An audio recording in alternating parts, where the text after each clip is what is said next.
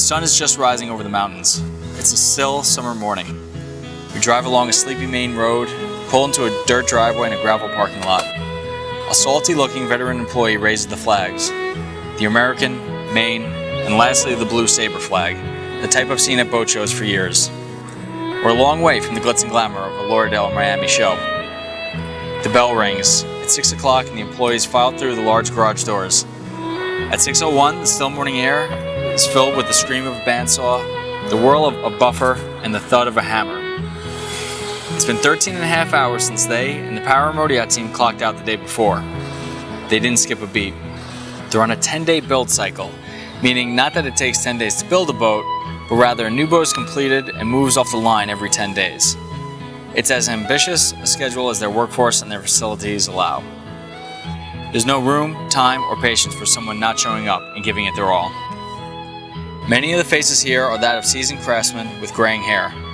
A board inside the shop shows the face of the craftsmen with stars next to their names, indicating how long they've worked there. Many have worked for Sabre for 20, 30, even as many as 40 years.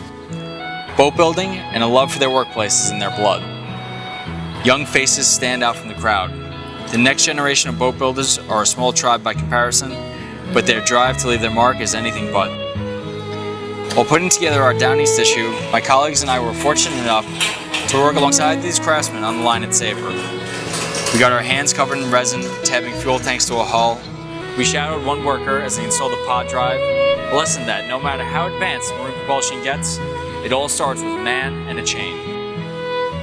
We worked in the carpentry shop, where we learned the intricacies of putting together a salon and cockpit table. It's a job that takes 3 people, numerous days, and requires a whole lot of patience. We learned all this and so much more. Now, I've been aboard countless Sabre yachts before and always had a level of respect for the product they put out. Now, after 2 days on the line, that has all changed. I'll look at the window trim and see 17-year veteran Scott Brown, who's built 2,083 frames, pouring epoxy into the frame corners with a paper Dixie cup, the same way he always does. I'll see the salon table and think of Glenn Flagg and Kyle Smith, who taught us how to build the tables, and Lori Clark, who taught us the fine art of finishing them. I'll climb into an engine room and wonder if Tyler Fortin tabbed the fuel tanks to the hull. I'll think of the hard-working craftsmen who punch the clock at 6 o'clock in Raymond and leave it all on the shop floor.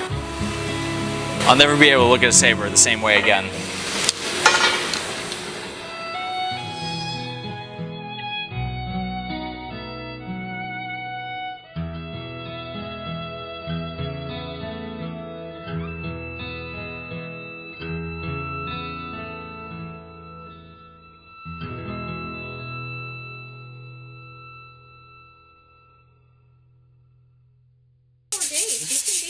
No, that's true. 3-day weekend every week is pretty cool. So that's good with that. So I got a serious question, Lori. Whose side is better, mine or Simon's?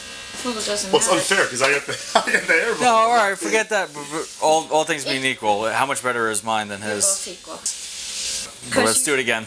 No. Give me another piece. There's got to be a winner. There's no ties here. No ties in boat building. So you can